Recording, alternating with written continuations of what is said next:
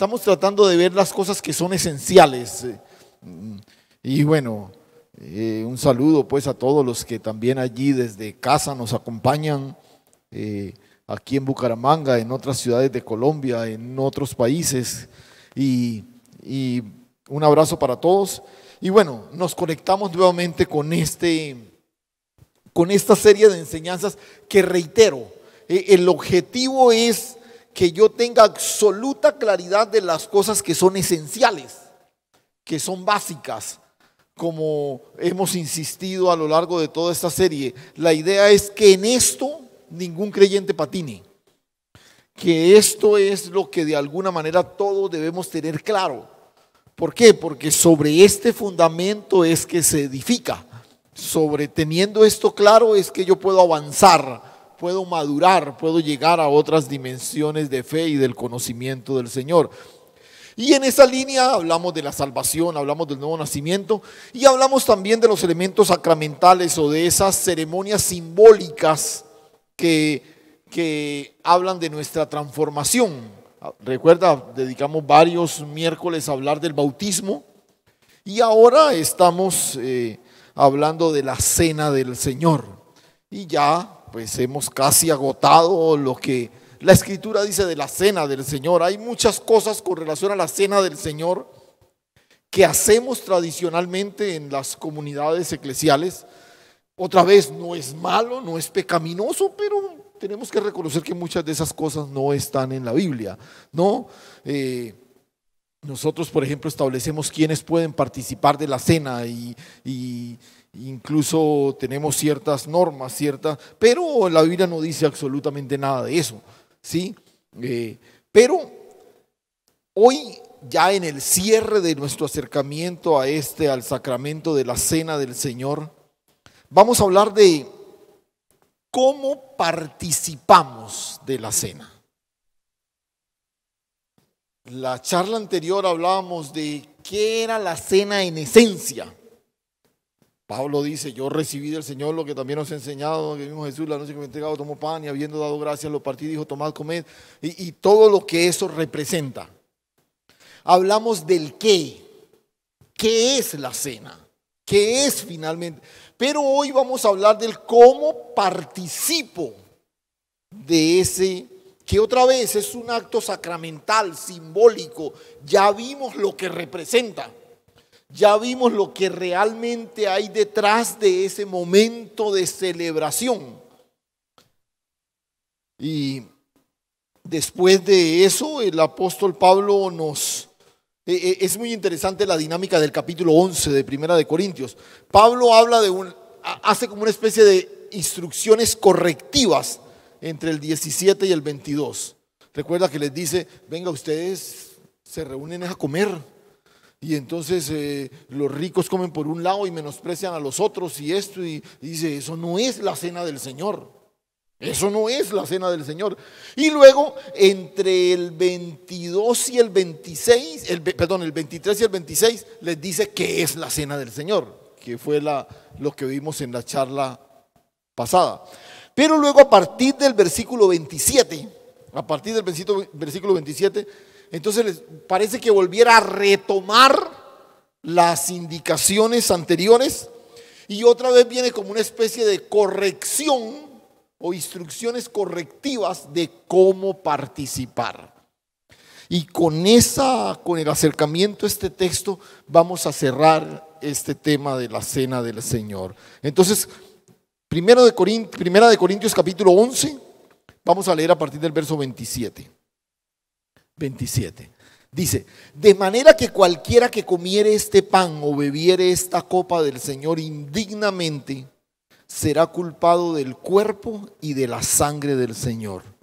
Por tanto, pruébese cada uno a sí mismo y coma así del pan y beba de la copa, porque el que come y bebe indignamente, sin discernir el cuerpo del Señor, juicio come y bebe para sí.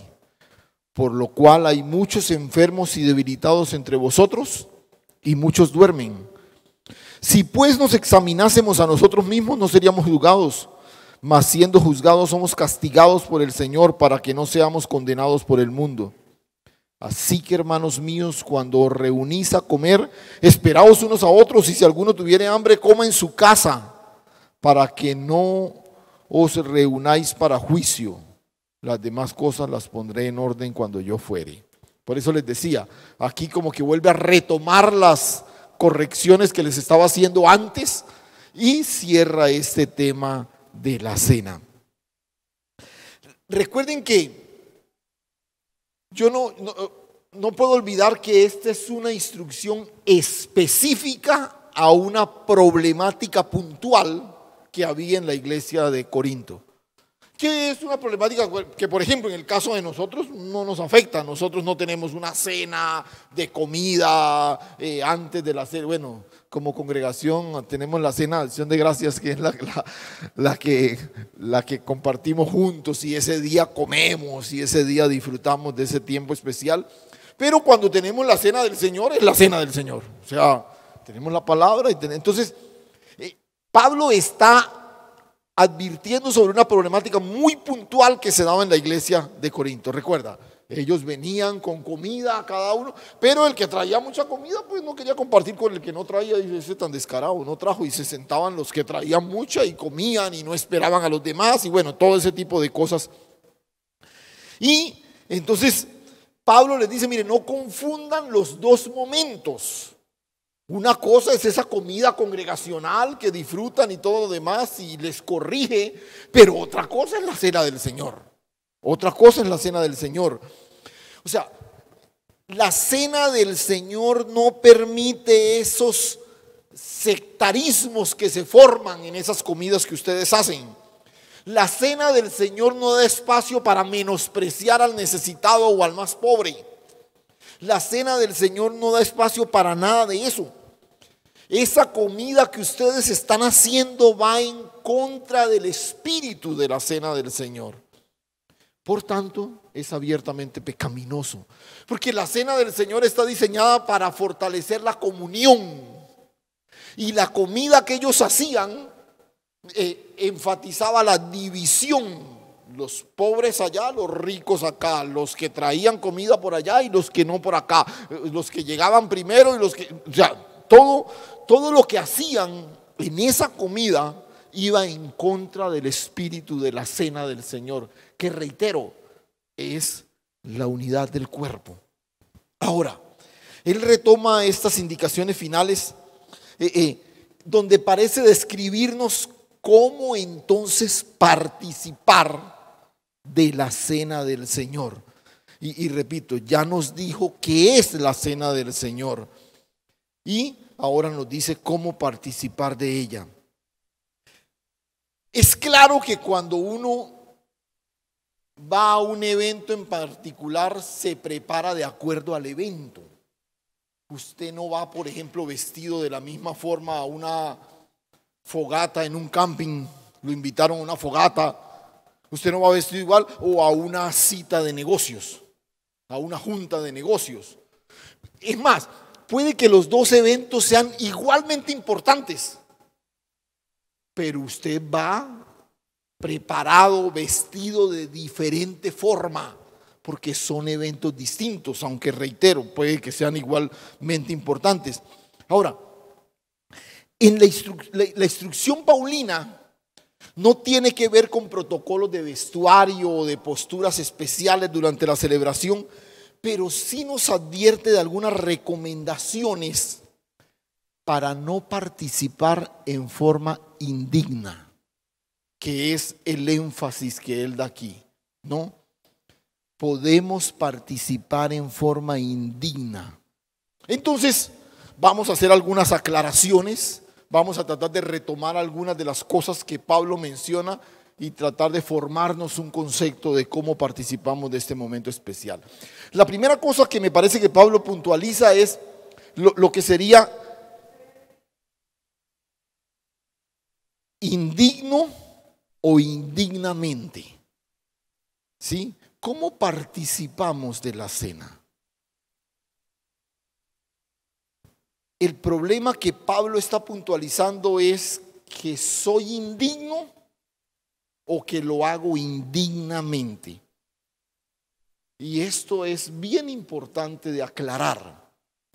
El verso 27 dice: de manera que cualquiera que comiere este pan o bebiere esta copa del Señor indignamente, será culpado del cuerpo y de la sangre del Señor. ¿Hay alguna diferencia entre estas dos expresiones que estoy planteando? Indigno o indignamente. Al hablar de indigno nos referimos ¿a qué? A la persona, a una condición de la persona. Y al hablar de indignamente, a la forma como lo hacemos. Nota, ahí está la diferencia. Y en el texto, ¿a cuál de las dos se está refiriendo Pablo? A la forma, ¿no? Cualquiera que bebiere esta copa del Señor indignamente. Y es importante aclarar porque, repito, Pablo no está hablando de personas indignas de participar. ¿Por qué?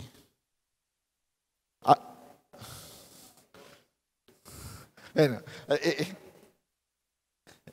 aquí podemos, ¿cómo sería? Pendular entre los dos extremos.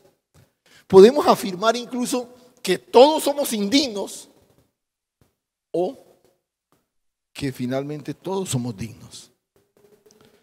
Porque, otra vez nos preguntamos, ¿hay acaso personas indignas de participar?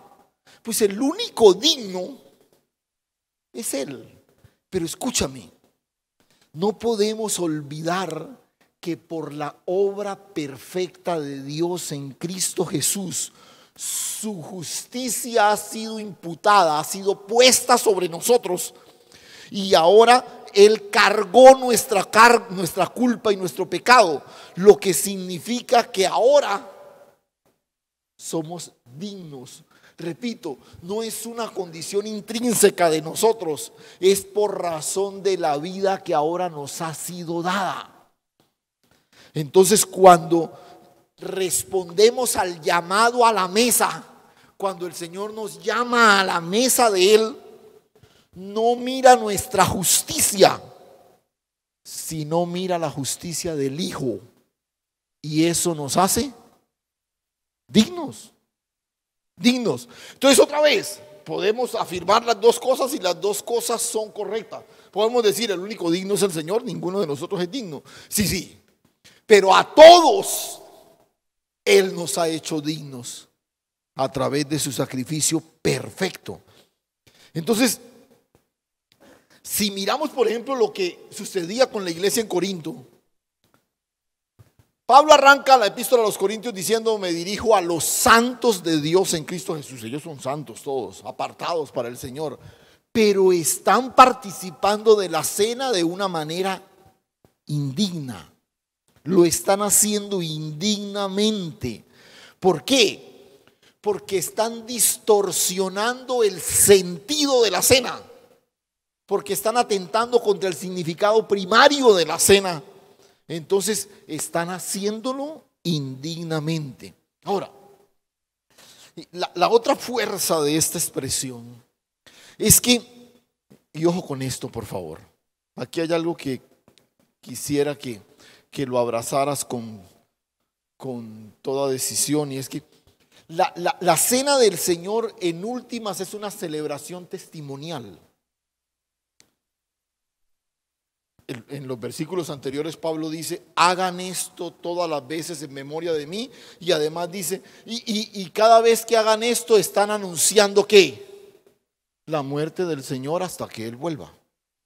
O sea, cada vez que celebramos la cena es un anuncio, es un testimonio. Entonces, la cena es de carácter testimonial.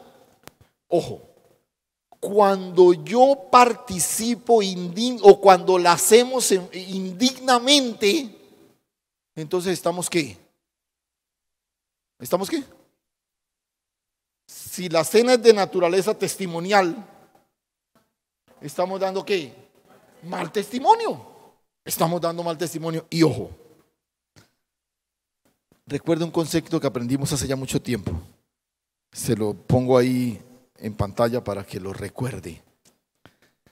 Testimonio no es lo que tú dices acerca de Cristo. Testimonio es lo que la gente piensa de Cristo y su evangelio por razón de lo que tú eres y haces. No es lo que tú dices. Es que yo le di testimonio a mis compañeros todo el tiempo. Sí, pero la forma como actuabas era más audible que el mensaje que pronunciabas. O sea, testimonio no es lo que tú dices. No es lo que tú dices acerca del Señor. Es lo que la gente piensa del Señor por razón de lo que tú haces, de lo que tú eres. Entonces, si la cena es testimonial, es de carácter testimonial, no la puedo hacer, no puedo participar de ella indignamente porque estoy dando un mal testimonio. Y mi testimonio debe despertar interés, devoción por Cristo y por su iglesia. Y la cosa es muy sencilla, mira. Si yo no actúo consecuentemente con lo que soy, entonces estoy siendo culpable de que otros rechacen a Cristo y a su iglesia. Porque mira lo que el texto dice. El que comiere este pan y bebiere la copa del Señor indignamente será culpado del cuerpo y de la sangre del Señor. O sea, si mi testimonio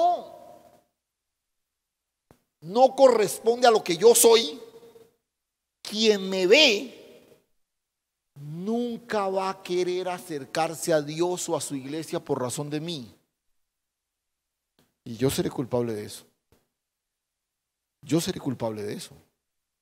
Entonces, es en ese punto lo que el apóstol Pablo está enfatizando. Mira, por ejemplo, lo que pasaba con la iglesia en Corinto. Eso que ellos hacían cuando se reunían a comer era una distorsión de la cena del Señor y por tanto el hermano necesitado que venía se sentía rechazado por la misma iglesia y seguramente ese testimonio no llegaba solo hasta él, sino que pasaba a las fronteras de la iglesia y muchos otros fuera de la iglesia terminaban hablando de la iglesia. Terminaban rechazando la iglesia por razón de lo que algunos estaban haciendo en medio de la cena del Señor. Y Pablo parece decirles, ustedes son culpables del malestar que se está dando en el cuerpo. Y muchos creyentes se están alejando de la misma iglesia por razón del testimonio en medio de esta celebración. Y bueno, de pronto alguno diga, pero eso está muy lejos de lo que nosotros hacemos. Pero ahora Pablo va de lo superficial a lo profundo. Y lo segundo que Pablo enfatiza es lo que he llamado una evaluación personal. Una evaluación personal. Entonces, primero puntualiza la diferencia entre indigno e indignamente. O sea, no, sácate eso de la cabeza. No, yo no soy digno de estar aquí. No, ninguno de nosotros éramos dignos. Pero hoy tenemos la dignidad del Hijo. La dignidad del Hijo. Entonces, no actuemos indignamente porque somos dignos de sentarnos a la mesa. Pero luego, Pablo dice, verso 28, por tanto, pruébese cada uno a sí mismo y coma así del pan y beba de la copa, porque el que come y bebe indignamente, vuelve y lo menciona, sin discernir el cuerpo del Señor, juicio come y bebe para sí. Ahora, en el bloque anterior, donde Pablo nos habló de qué es la cena, él puntualizó que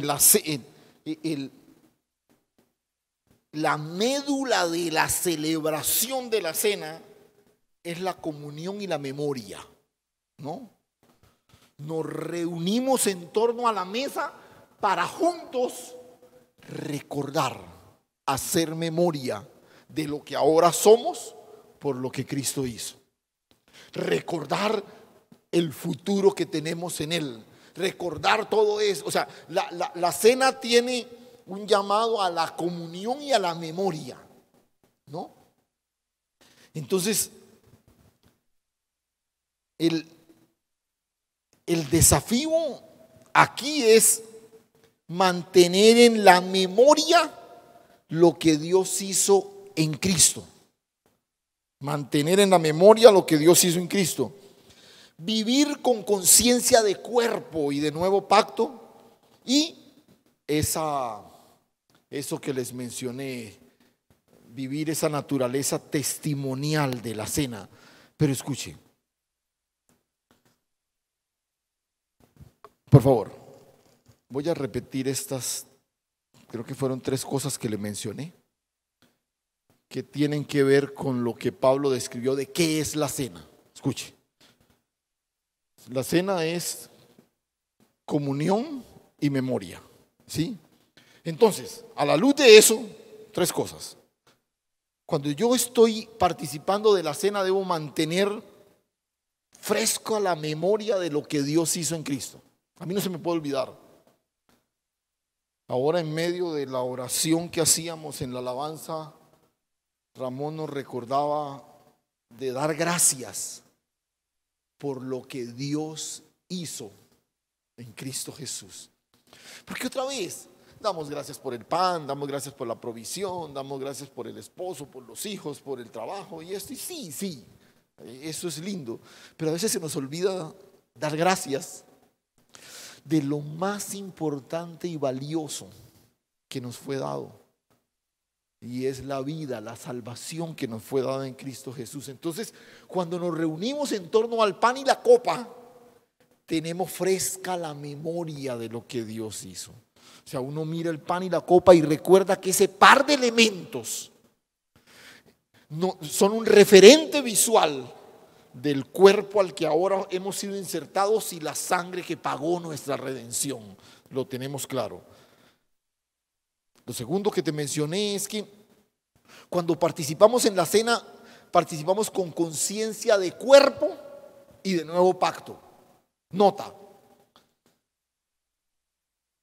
coman el pan y beban la copa que es el nuevo pacto, porque este pan es mi cuerpo y esta copa representa el nuevo pacto. O sea, yo debo participar de la cena con conciencia de cuerpo y de nuevo pacto. ¿Qué significa eso? Que yo fui insertado ahora en un cuerpo cuya cabeza es ¿quién? Cristo. Y es un cuerpo en el que todos nos necesitamos mutuamente. Todos hacemos parte de. Y que estamos unidos es en función de la cabeza. Escucha, no en función de una actividad, no en función de un programa, no en función de una organización, en función de la cabeza. Y hacemos parte de un nuevo pacto en el que lo significativo no es lo que tú haces. Es lo que Cristo hizo. Lo que Cristo hizo. Y te mencioné también que debo participar de la cena con ese sentido de proclamación, de testimonio. Por eso, ¿qué es clave aquí? Y ojo, y ahora les voy a mencionar por qué les estoy recordando estas 3 cosas. Proclamación, testimonio. ¿Qué es clave aquí? ¿Cuál es porque uno dice, bueno, anunciar la muerte del Señor hasta que Él venga? O sea que cuando salgamos de la cena, salgamos todos por la calle gritando que... No, escucha. ¿Cuál es la clave aquí? Si la cena es un espacio de comunión, si la cena es un momento en que estrechamos lo que somos, miembros del mismo cuerpo, esto vivir esa comunión va a permitir que otros reconozcan a Cristo en nosotros. Así de sencillo. El Señor lo dijo allá en Juan 13:35.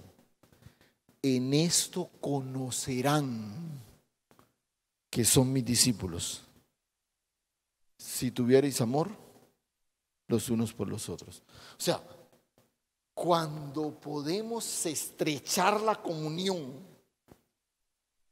dar testimonio de la comunión, el mundo fácilmente va a reconocer a Cristo en nosotros. Por eso el llamado a probarnos. Y ojo,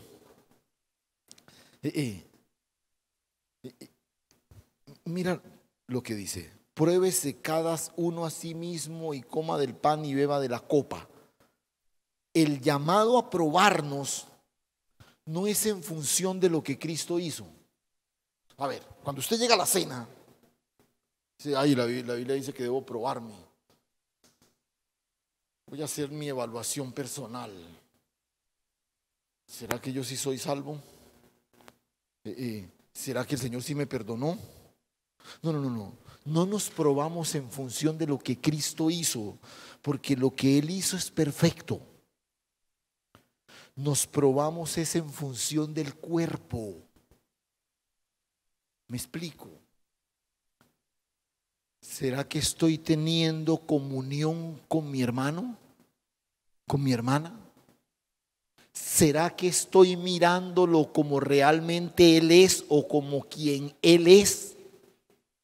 ¿Estoy realmente estrechando cada vez más mi comunión con Él? Este es el gran desafío. Aquí es donde está el gran desafío. Y lo interesante es que la prueba no es para que digo, y no, sí, yo tengo problemas aquí con mi hermano y es que ha sido tan difícil y no, es que no, entonces no, mejor yo no participo. De pronto en la próxima ya la cosa esté mejor y yo pueda participar. No. La evaluación personal es precisamente ¿para qué? Para participar. Y no da espacio para otra cosa. Por tanto, pruébese cada uno a sí mismo y ¿qué? Y coma y beba. O sea, no es que pruebas para ver si sí. No. Porque el asunto es muy sencillo. Si yo descubro que hay algo en mi comunión con mi hermano que no está bien, si yo me evalúo que hay alguna situación pecaminosa en mí y entonces doy media vuelta y me voy, lo que estoy diciéndole al Señor es: soy consciente de que estoy en pecado, pero prefiero seguir así. Prefiero seguir así. No. Si tú te evalúas, es para ponerte a cuentas con el Señor.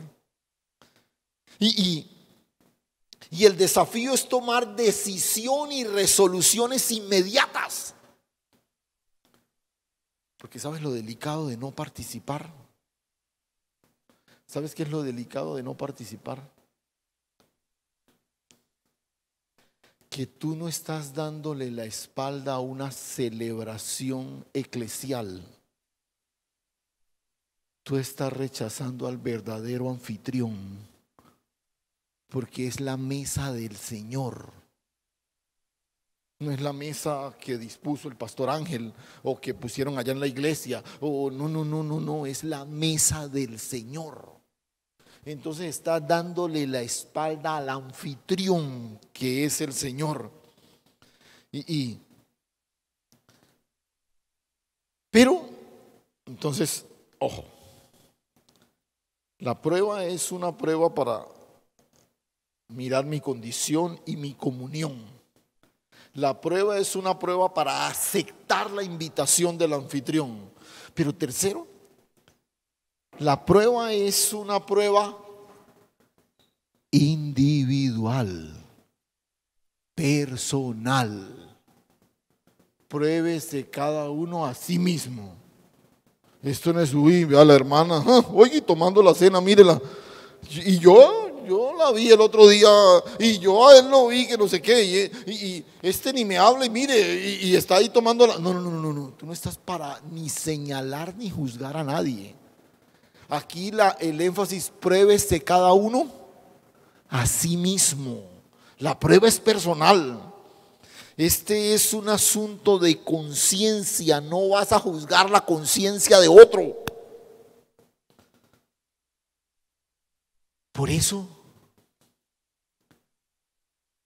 no existen como parámetros, salvo si hay alguien oficialmente fuera de la comunión, porque también es algo que la Biblia contempla, que alguien puede ser sacado de la comunión de la iglesia.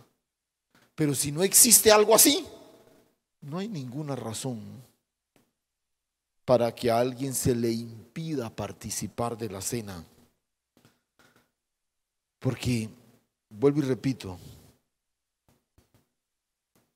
la evaluación es personal. Pero hay otra cosa interesante ahí en el texto. Dice, porque el que come y bebe indignamente, sin discernir el cuerpo del Señor, sin discernir el cuerpo del Señor. Y cuando hablamos de discernir, el primer sentido del vocablo es discernir la naturaleza del momento de la celebración. Y estoy refiriéndome específicamente a lo que sucedía con los corintios. Venga, entiendan que esto no es una comilona comunitaria. Esto no es una competencia del que más traiga y el que más coma. Entiendan que es la cena del Señor. Entonces la primera cosa que yo estoy llamado a discernir es la naturaleza sagrada del momento. Estamos en la cena del Señor y ya advertimos, no es una conmemoración fúnebre, es una celebración, pero es una santa celebración. Entonces yo debo discernir el momento, discernir la naturaleza del momento. Los corintios no pudieron distinguir entre lo que era una comida congregacional y la cena del Señor. Ojo, hay que discernir la naturaleza del evento, del momento que celebramos. Pero la otra cosa, el otro énfasis del término, dice discernir el cuerpo. Discernir el cuerpo, porque el que come y bebe indignamente sin discernir el cuerpo. O sea, hacerlo indignamente es no tener la capacidad de discernir el cuerpo. ¿Y a qué se refiere el apóstol Pablo aquí? Es que yo no tenga la capacidad de apreciar en mi hermano el cuerpo de Cristo, de apreciar a Cristo en mi hermano, de ver a Cristo reflejado en él. Y entonces si yo veo a Cristo reflejado en mi hermano, yo no tengo ninguna razón para mantener distancia en nuestra comunión. No hay ningún motivo para el rechazo. Escucha, si yo tengo un natural rechazo con mi hermano, con mi hermana, pero en el momento de la cena yo puedo discernir el cuerpo, discernir a Cristo en él o en ella, toda dificultad que nos separaba se hace añicos, porque pude discernir a Cristo en él, a Cristo en ella. Y este es el énfasis que esto tiene.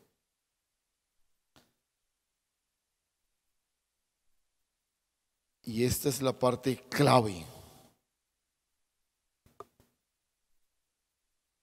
Eso es lo relevante.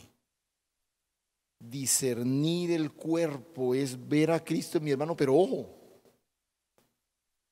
también es reflejarle a Cristo a mi hermano. O sea, yo puedo reconocerlo en él, pero puedo manifestarlo en mí.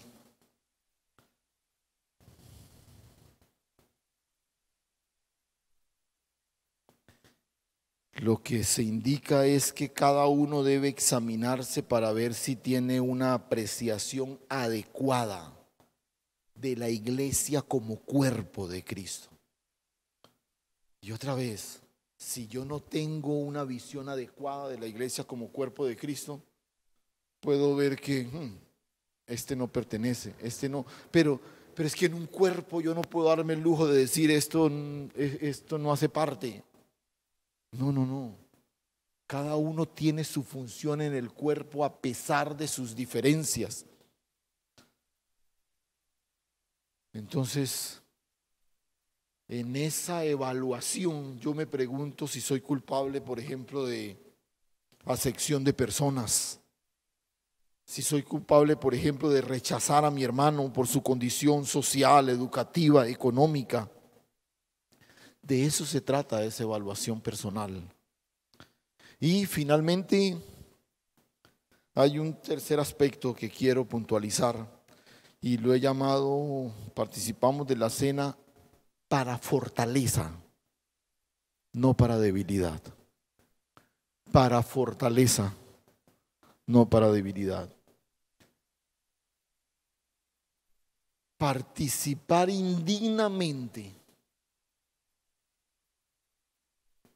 puede traernos serios problemas, serias dificultades. Incluso Pablo lo menciona ahí en el verso 30, dice: por lo cual hay muchos enfermos y debilitados entre vosotros, y muchos duermen. Por eso es necesario que nos examinemos a nosotros mismos para no ser juzgados. O sea, la idea de examinarnos es precisamente esa. Y hay muchos enfermos y debilitados porque están haciéndolo en forma indigna. Y la expresión es debilitados y muchos duermen. Y esta es una expresión que genera terror. Y es como si el apóstol Pablo nos estuviera diciendo que esa acción de hacerlo en forma indigna casi que acarrea una sentencia de muerte. Porque en muchos otros pasajes esta expresión de duermen, ¿cierto?, se está refiriendo precisamente a la muerte como tal, al descanso común. Pero el problema que tenemos con este texto, y bueno, con muchos otros textos, y es que esa expresión, la palabra que se usa para dormir aquí, se puede traducir indistintamente como morir, que aparece en algunas partes así, o simplemente el descanso común, ¿sí? Durmió, está dormido, está descansando, ¿no? Y entonces uno dice, bueno, ¿cuál es la fuerza aquí en este texto en particular? Y la gran mayoría de comentaristas se inclina al hecho de que, por eso hay muchas personas que han muerto en medio de la congregación. Pero en lo personal, yo me inclino más hacia la idea de el término como refiriéndose más al descanso común, al sueño, ¿no? ¿Por qué? Porque la gran dificultad que tenemos para discernir el cuerpo nos mantiene adormecidos, nos mantiene inoperantes en el propósito, nos mantiene desconectados con lo que Dios quiere hacer con nosotros. Entonces hay muchos debilitados y muchos están ahí, pero como si no estuvieran.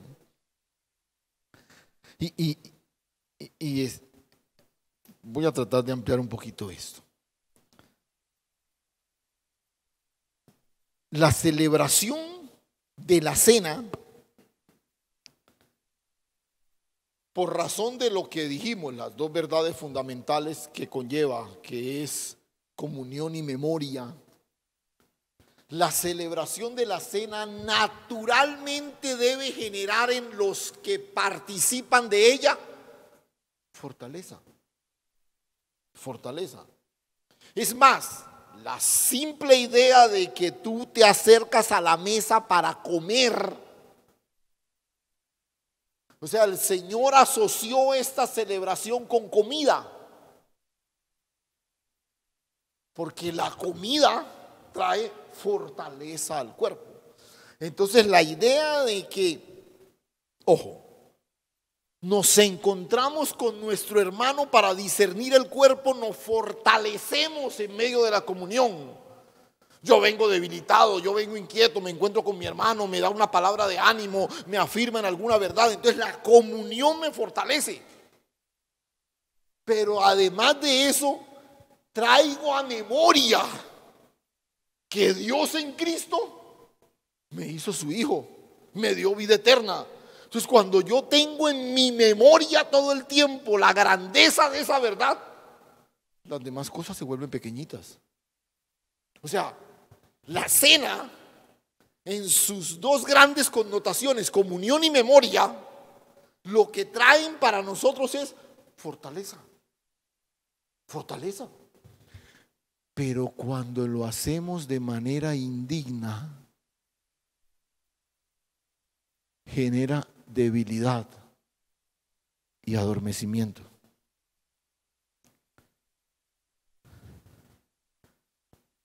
Si tú estás debilitado, si tú estás atravesando una situación complicada, difícil, te acercas a la mesa, recibes del anfitrión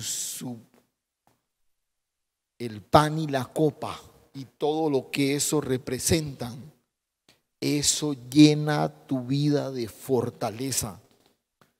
Si te encuentras con tu hermano que te ve decaído y te dice, ¿qué te pasa? Y te da una palabra de consuelo, de ánimo, entonces tu fe se fortalece. La cena tiene ese diseño. Pero cuando lo hacemos indignamente, repito, nos debilitamos. Entonces, yo vengo a la cena donde naturalmente debo recibir fortaleza, pero las diferencias con mi hermano se agudizan.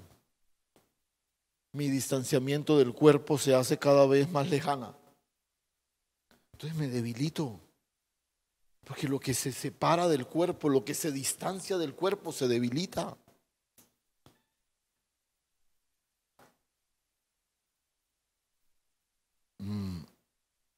Y bueno, ya cerrando nuestro estudio sobre la cena del Señor, hay una pregunta con la que quiero concluir y que es necesario contestar si estamos hablando de cómo participar. ¿Sí? Escuche esto. En el pasaje anterior, voy a devolverme un poquitico, o sea, el pasaje que está entre el 23 y el 25, hay un llamado insistente de hacer algo siempre que participamos de la cena. ¿Qué es? Hay un llamado insistente a hacer algo. Nota. Bueno, él arranca diciendo, yo recibí del Señor lo que también nos ha enseñado, que el mismo Jesús la noche que fue entregado tomó pan y habiendo dado gracias lo partió y dijo, tomad, comed, este es mi cuerpo que por vosotros es partido. Haced esto en memoria de mí. Asimismo tomó también la copa después de haber cenado diciendo, esta copa es el nuevo pacto en mi sangre. Haced esto todas las veces que comieres en memoria de mí. Nota, en ese texto donde se habla del qué es la cena, él insiste, repito, estamos hablando de cómo participar. Entonces Pablo parece decirnos, cada vez que participamos de la cena, ¿qué es lo que debemos hacer? Nota el final del verso 24. Haced esto en memoria de mí. Luego dice, haced esto todas las veces que vieres en memoria de mí. Sí. Pero ¿qué es esto? Otra vez dice, mire, la cena es esto, significa esto. Entonces, hagan esto en memoria de mí. Hagan esto todas las veces que beban la copa en memoria de mí. ¿Hagan qué?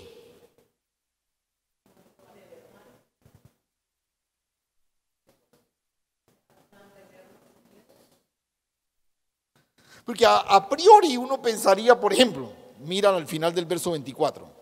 Miremos el texto. Tomad, comed, este es mi cuerpo que por vosotros es partido. Haced esto en memoria de mí. Hasta ahí. ¿Haced qué? Uno pensaría a priori que está refiriéndose a comer el pan, ¿cierto? Tomar y comer el pan. Pero uno dice, bueno, que cada vez que coman coman, porque este es mi cuerpo, hagan esto en memoria de mí. ¿Hagan qué? Pues coman. Pero luego dice, final del 25, esta es la nueva copa, esta copa es el nuevo pacto en mi sangre. Haced esto todas las veces que la bebiereis en memoria de mí. No, aquí ya no cabe. Porque es como si Pablo dijera, cuando beban la copa, acuérdense de beber la copa. No tiene sentido, ¿cierto? Si pensáramos que lo que Pablo está diciendo es que no se le olviden de comer el pan y beber la copa, entonces sería algo como decir, reitero, cada vez que coman el pan y beban la copa, acuérdense de comer el pan y beber la copa. No. O sea, el esto no se está refiriendo al pan y la copa. ¿Qué es el esto? Haced esto, porque estamos hablando de cómo participar.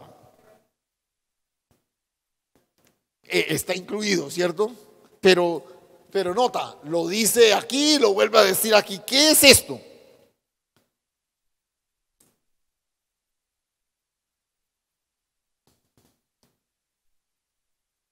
Ahí está.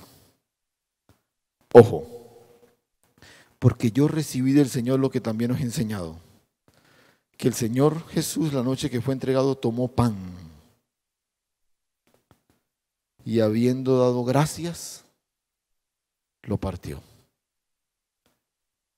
¿Qué es el esto que yo debo hacer cada vez que participo de la cena para no correr el riesgo de hacerlo indignamente? Lo primero es dar gracias. Dar gracias. Habiendo dado gracias, esto yo lo recibí del Señor. Por eso esta celebración es una celebración de gratitud. Primero, dar gracias. Segundo, esto se refiere a apropiarnos del pan. Habiendo dado gracias, lo partió y dijo, tomad, comed, este es mi cuerpo. O sea, ¿cómo participo de la cena? Dando gracias. ¿Cómo participo de la cena? Apropiándome del pan. ¿Y el pan es quién? Cristo, su palabra. Porque esa es otra cosa, Cristo y la palabra. O sea, no piense en la palabra como la Biblia, el texto que usted tiene ahí, el libro. No. La palabra que sale de su boca, la palabra que encontramos en la Escritura. O sea, cuando yo participo de la cena, me apropio del pan, me apropio de la palabra. Tomad, comed. Tomad, comed. Entonces, primero, dar gracias. Segundo, apropiándome de la palabra. Tercero, dice, espere que se me perdió. Asimismo tomó también la copa después de haber cenado, diciendo, ¿recuerdan qué copa era esa? La tercera, ¿y era cuál? La de la bendición. O sea, la tercera cosa que yo debo hacer es afirmarme en la bendición dada. Recuerda, este es un ejercicio de memoria. Cuando usted viene a la cena, usted toma la copa y usted recuerda que la bendición de Dios en Cristo le fue dada, que usted es bendecido con toda bendición. Aleluya. Tomen la copa después de haber cenado. Afírmense, apropiense de la bendición dada. Por eso la cena necesariamente es un ejercicio de fortaleza. Porque usted de pronto viene sintiéndose que es por allá el pobre gusanito y llega a la mesa y el anfitrión le recuerda que usted ha sido bendecido con toda bendición, que usted no es un necesitado, que usted es un bendecido. Pero la otra cosa es, recordamos que vivimos bajo el nuevo pacto. Entonces, 4 cosas de esto. Haced esto. ¿Qué debemos hacer? Dar gracias, apropiarnos del pan, afirmarnos en la bendición y recordar el pacto que nos cobija, el nuevo pacto. ¿Y cuál es ese pacto? ¿Usted lo recuerda? Solamente para traérselo a memoria, allá en Jeremías 31:31. Jeremías 31:31. El Señor habla: he aquí vienen días, dice Jehová, en los cuales haré un nuevo pacto con la casa de Israel. No lo busque, si quiere escúcheme. Y la casa de Judá, no como el pacto que hice con sus padres el día que los tomé de su mano para sacarlo de Egipto, porque ellos invalidaron mi pacto, aunque yo fui un marido para ellos, dice Jehová. Este es el pacto que haré con la casa de Israel después de aquellos días, dice Jehová. 2 puntos. Aquí viene. Daré mi ley en su mente y la escribiré en sus corazones. Seré para ellos por Dios y ellos me serán por pueblo. No enseñará ninguno a su prójimo ni ninguno a su hermano diciendo: conoce a Jehová, porque todos me conocerán, desde el más pequeño hasta el más grande, dice Jehová. Porque perdonaré la maldad de ellos y no me acordaré más de su pecado. Escuche. Esto es recordar el pacto que me cobija, que es el nuevo pacto. Y hay 4 cosas que yo debo recordar del nuevo pacto. Primero, que ahora la ley no está en una tabla. ¿Dónde está la ley? En mi mente y en mi corazón. O sea, mi obediencia no es exterior. Mi obediencia es la respuesta interior de quien me habita. ¿Ves? Porque la ley no es algo que yo me aprendo. La ley es algo que yo manifiesto porque está en mi mente y en mi corazón. Lo segundo del nuevo pacto dice: y yo seré a ellos por Dios y ellos me serán por pueblo. El sentido de pertenencia. Tú le perteneces al Señor. Tú le perteneces al Señor y Él es tu Dios. Lo tercero, por razón del nuevo pacto, yo disfruto de un conocimiento natural. Ninguno enseñará a su prójimo, sino que todos me conocerán, dice el Señor. El asunto ahora no es el conocimiento de una legislación. El asunto ahora es el deleite de una intimidad. El conocimiento natural que viene de la intimidad. Pero como si eso fuera poco, dice: y perdonaré su maldad y nunca más me acordaré de su pecado. Disfrutamos de un perdón completo. Completo.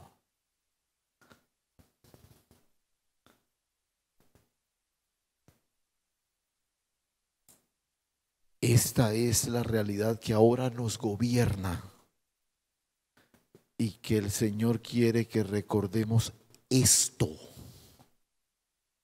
siempre que participamos de la cena. ¿Cómo participamos? Dando gracias, apropiándonos de Cristo y su palabra, afirmándonos en la bendición dada y recordando el pacto que nos gobierna.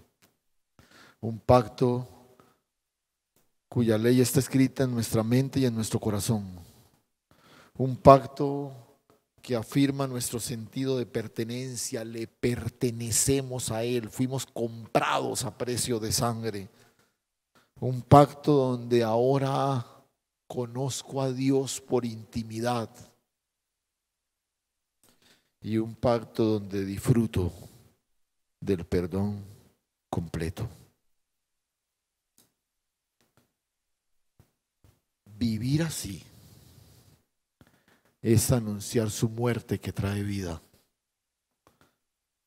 Por eso participar así, no indignamente, sino así, nos hace testigos de su muerte y su resurrección. Cierra tus ojos un momento y oremos. Padre, gracias.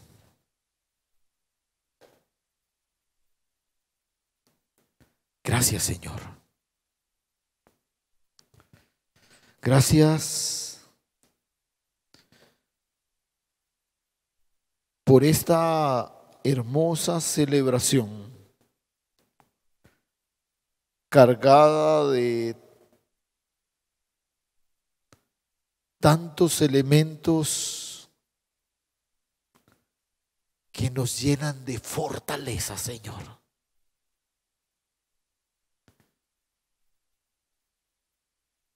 Gracias por dejarnos esta celebración para afirmar nuestra condición de cuerpo.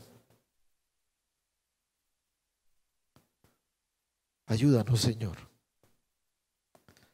que ninguno de nosotros nunca más vuelva a participar de la cena del Señor indignamente, sino que afirmados en lo que tú declaras en tu palabra, podamos disfrutar de este momento especial para fortaleza y edificación del cuerpo. A veces nuestro adormecimiento espiritual, nuestra debilidad espiritual, es sencillamente la consecuencia de no apreciar la trascendencia de estos momentos de comunión. Gracias. Gracias, Señor.